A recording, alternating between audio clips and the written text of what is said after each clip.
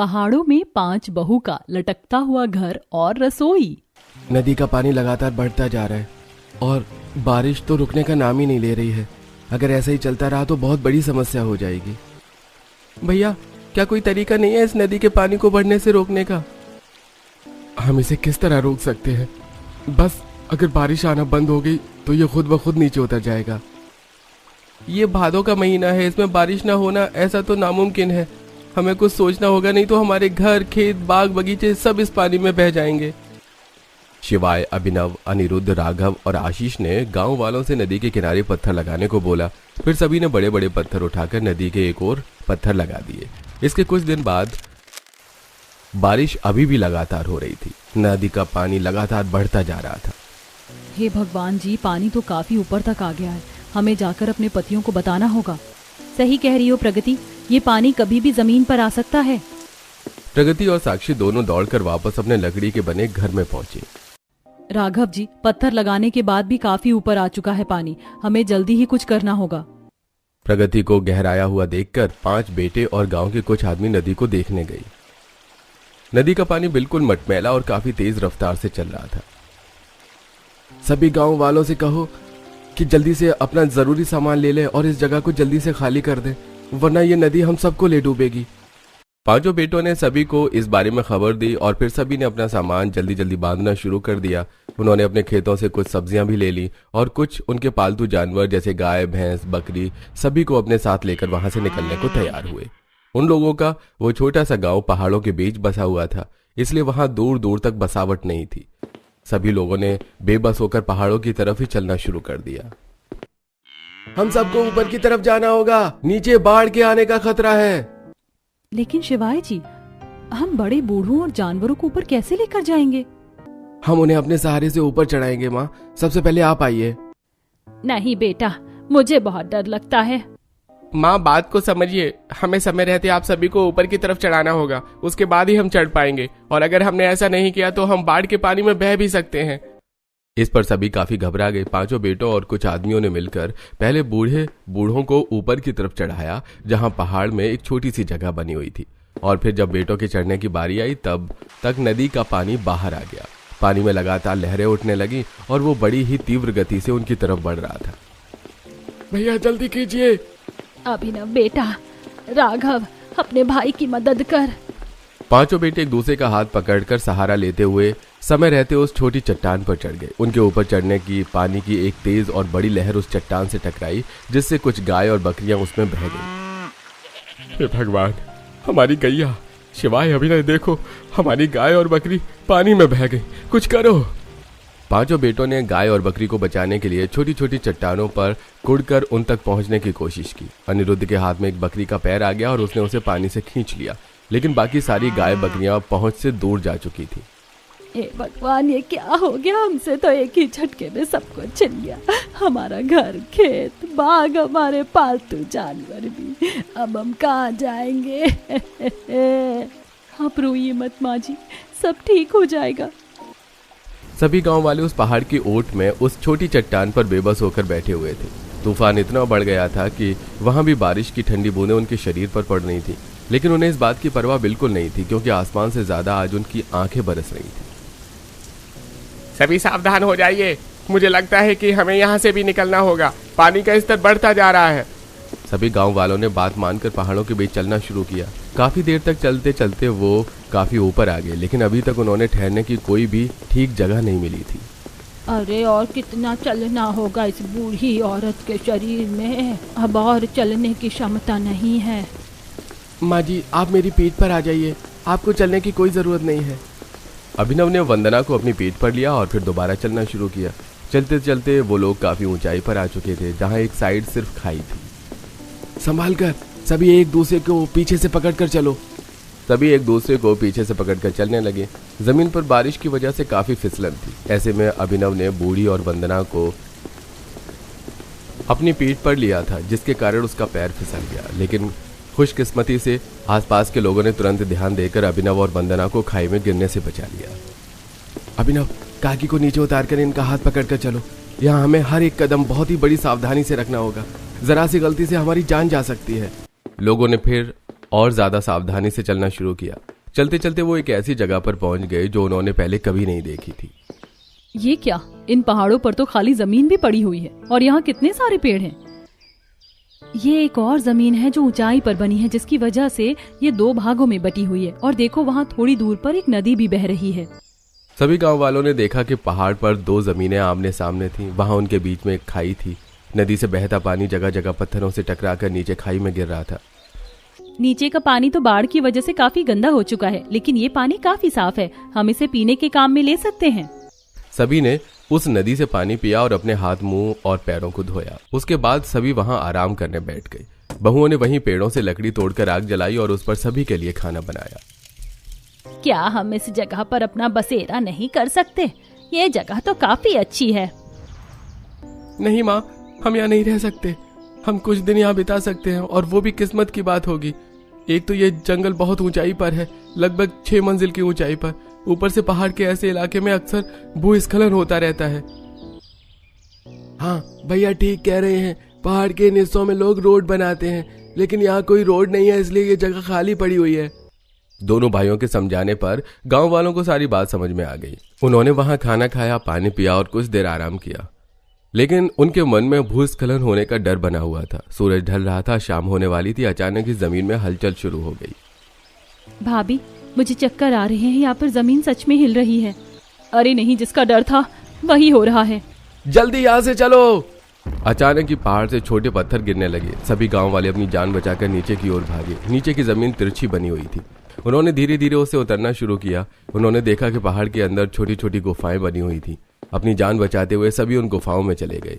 शुक्र है भगवान का कि यहाँ गुफाएं भी बनी हुई हैं, वरना हम सब मारे जाते। अच्छा हुआ कि हम सबने पहले ही ध्यान दे दिया, नहीं तो किसी की जान भी जा सकती थी। सभी देख रहे थे कि पत्थर अभी भी गिर रहे थे। ये सब देखकर सभी को बहुत डर लग रहा था। कुछ देर तक बड़े बड़े पत्थर उनकी गुफाओं के आगे से गिरते रहे। कुछ उनकी गुफाओं से टकरा भी रहे थे। अब मुझे नहीं लगता हम इससे आगे जा सकते हैं। अब जब तक बाढ़ का पानी उतर नहीं जाता तब तक हमें यहीं रहना होगा। लेकिन हम यहाँ रहेंगे कैसे? हाँ, यहाँ से बाहर की जमीन तिरछी है। हम कोशिश करें तो रह सकते हैं। उसके लिए हम अपने साथ जो सामान लेकर आए हैं, हमें उनकी मदद चाहिए होगी। अरविंद ने सभी गांव वालों को बता दिया कि अब उन्हें यहीं रहना होगा और इसके लिए इस जगह पर उन्हें काम करना होगा। गांव वाले भी इसके लिए राजी हो गए।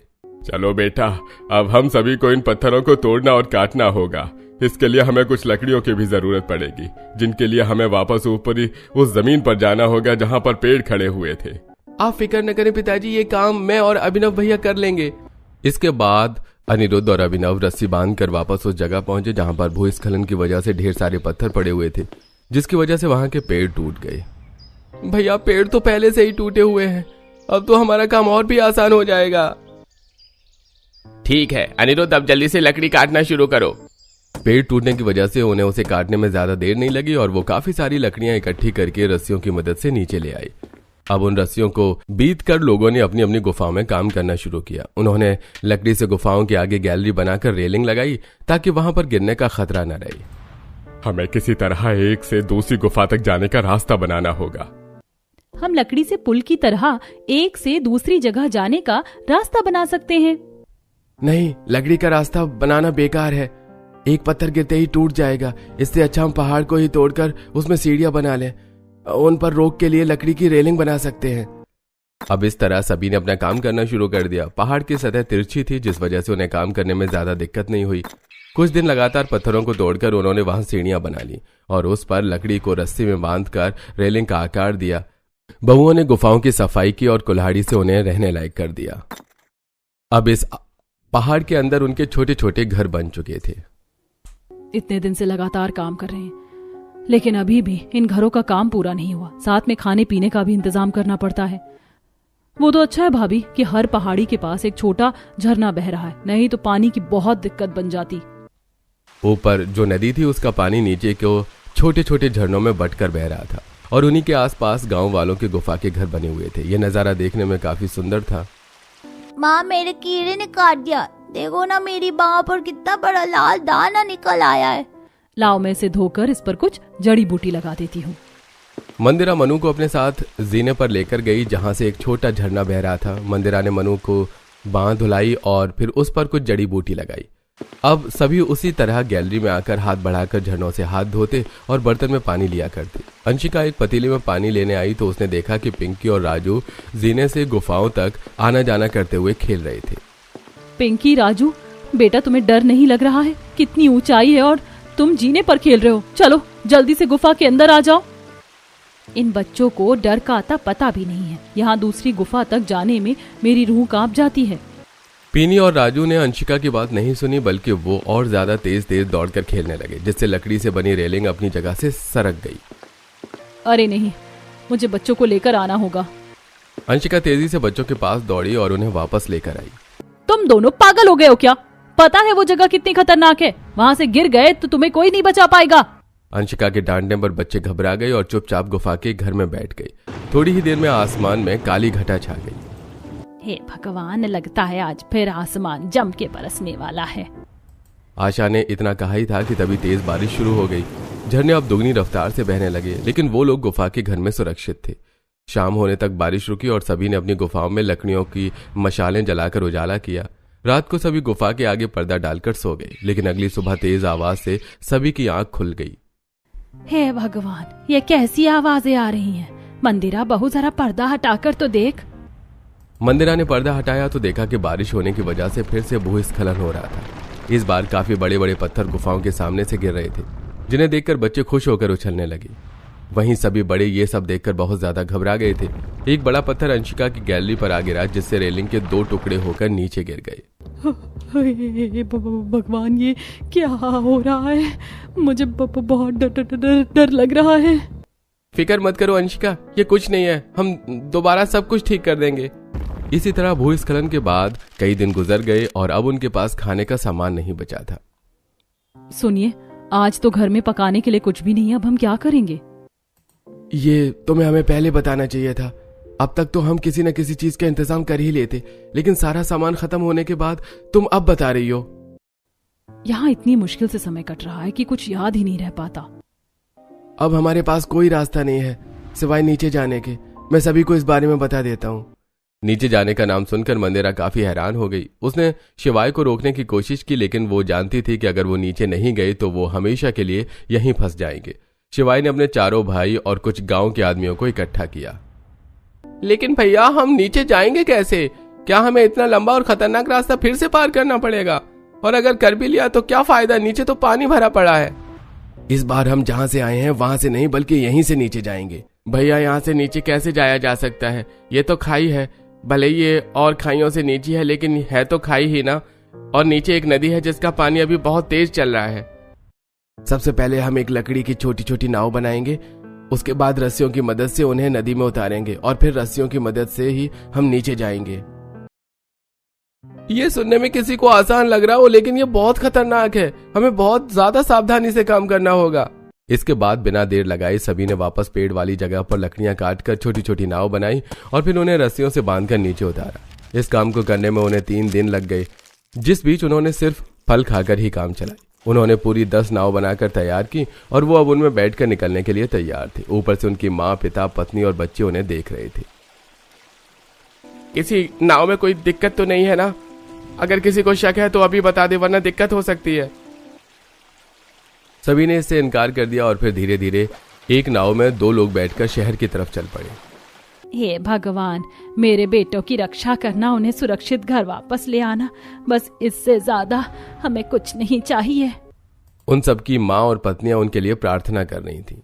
मन्नू, पिंकी, देखो तो जरा हमारी बालकनी में कितना बड़ा पत्थर गिरा हुआ है। चलो इसे उठाकर फेंक देते हैं।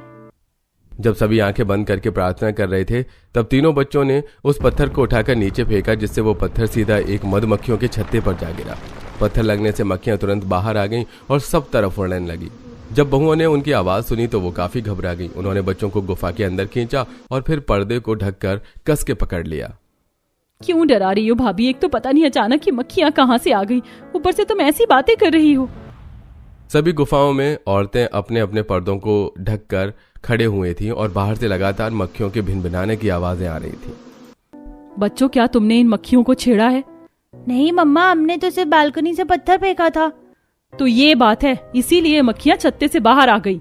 एक तरफ जहां गांव की औरतों को मधुमक्खियों का सामना करना पड़ रहा था, वहीं दूसरी तरफ उनके पति बड़ी मुश्किल से उस नाव में सफर कर रहे थे। आगे चलकर नदी की रफ्तार और भी तेज हो गई और नाव इतनी मजबूत नहीं थी। भैया ऐसा क्यों लग रहा है जैसे हमारी नाव ढीली पड़ रही है? अरे नहीं नहीं, इसके तो बांध ढीले हो रहे हैं। आशीष, ये टूटने वाली है, हमें जल्दी से उस पार से उतरना होगा। दोनों भाइयों ने बाकियों से मदद लेने के लिए चिल्लाना शुरू कर दिया, लेकिन उम्मीद से पहले से नाव टूट गई और आशीष और राघव दोनों ही पानी में गिर गए। नदी का पानी बहुत तेज चल रहा था, इसलिए वो खुद को संभाल नहीं पा रहे थे। आशीष, राघव, आशीष, हमारे ये राघव, इस नाव की तरफ आने की कोशिश करो इधर। पानी इतना तेज चल रहा था कि दोनों को अपनी खबर भी नहीं थी। सभी गांव वालों ने यह देखकर अपनी नावें उनकी तरफ दौड़ाई।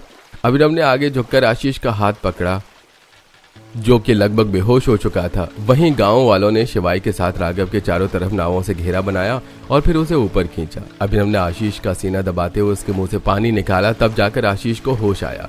वहीं राघव की भी हालत काफी खराब थी। घबरा मत मेरे भाई, हम बस पहुंचने ही वाले हैं। कहीं हमारे परिवार को भी ऐसी ही मुश्किलों का सामना न करना पड़ रहा हो। काफी लंबे सफर के बाद सभी को एक जमीन नजर आई जिस पर कुछ घर भी बने हुए थे। सभी उधर की तरफ ही चलो, शायद वो कोई गांव है। कुछ खाने पीने को न होने की वजह से जमीन तक पहुंचते पहुंचते सभी की हालत खराब हो गई। जब गांव वालों ने उन्हें इस तरह देखा तो उन्हें उनको अपने घर ले जाकर उन्हें खाना पानी दिया। वहीं मधुमक्खियां भी अब जा चुकी थीं। ये देखकर बहुओं की भी जान में जान आई। कितने घंटों से हम इसी तरह पर्दा पकड़े हुए खड़े हैं। मेरे तो हाथ भी सुन्न पड़ गए हैं। मेरे हाथ भी बहुत दर्द कर रहे हैं। यहीं और खड़े खड़े पैर भी सुन्न हो गए हैं। पांचों बहुओं ने झरनों से पानी पिया और मंदिरा ने आशा को भी पानी पीने को दिया। चाहे जो भी हो, लेकिन शुक्र है भगवान का कि हमें पानी तो आसानी से मिल रहा है। बिना खाए हम कुछ समय गुजार सकते हैं, लेकिन बिना पानी पिए तो जीना नामुमकिन है। बहुओं के पास जो बचे खुचे फल मौजूद थे, उन्होंने वही खाकर गुजारा किया। वहीं दूसरी तरफ उनके पतियों ने गांव वालों को सारी बात बताई। अरे भाई, मानना पड़ेगा, तुमने बड़ी हिम्मत से काम लिया है, नहीं तो ऐसे में लोग हार मानकर अपनी जान से भी हाथ धो बैठते हैं। हम तुम्हारी हिम्मत की दाद देते हैं भाई साहब, अगर आपको ठीक लगे तो आप यहाँ जब तक रह सकते हैं जब तक आपकी जमीन से पानी नहीं उतर जाता। इस तरह पहाड़ों में रहना कोई आसान बात नहीं है, और आपके छोटे छोटे बच्चे भी होंगे, उनका ख्याल आपको हर समय रखना पड़ता होगा। हाँ भाई साहब, हम अपने मुखिया से बात करके आपको कुछ समय यहाँ रहने की इजाजत दिला देंगे। पांचों बेटे और गांव वाले उनकी बात पर काफी खुश हुए। उन्होंने उनका हाथ जोड़कर शुक्रिया अदा किया, लेकिन अब उन्हें अपने परिवार को भी पहाड़ों से लेकर आना था। ये बात बताकर वो कुछ खाने का सामान लिए वापस नाव में बैठकर पहाड़ों की तरफ चल दिए। भैया, अब हमें रस्सियों से पहाड़ की चढ़ाई करनी होगी। इसकी ऊंचाई लगभग 8 मंजिला है, हमें बहुत सावधानी से चढ़ना होगा। धीरे धीरे गांव वालों ने चढ़ना शुरू किया और धीरे धीरे सभी सुरक्षित ऊपर चढ़ गए। ऊपर जाने के बाद सभी ने अपने परिवारों को सारी बात बताई, जिस पर उनके परिवार वाले बहुत खुश हुए। सभी ध्यान से सुनो, हम औरतों और बच्चों को रस्सियों से नीचे नहीं उतार सकते हैं, और हमारे पास इतनी नाव भी नहीं है और ना ही लकड़ियां हैं, इसलिए हमें रस्सियों की मदद लेकर उसी रास्ते से जाना होगा जिससे हम यहाँ पार आए थे। सभी गांव वालों ने वापस उसी कठिन रास्ते से नीचे उतरना शुरू कर दिया, लेकिन इस बार वो रस्सियों को पकड़कर नीचे उतर रहे थे, जिससे उन्हें नीचे आने में ज्यादा दिक्कत नहीं हुई। और फिर उन्होंने पहाड़ों के नीचे वाले हिस्से से चलना शुरू किया, लेकिन आगे चलकर सिर्फ पानी ही पानी था। यहाँ से हमें नाव की जरूरत पड़ेगी। पांचों बेटों और सभी गांव वालों ने इस बार बड़ी बड़ी नाव बनाने की शुरुआत की। उन्होंने बड़ी लकड़ियों को काटा और रस्सियों की मदद से उन्हें जोड़कर 4 बड़ी नाव तैयार की और फिर उसमें बैठकर गांव की ओर जाने लगे। चलते चलते ही आधे रास्ते में बारिश शुरू हो गई। ए भगवान जी, हमने कम परेशानियों का सामना किया जो अब ये बारिश भी शुरू हो गई।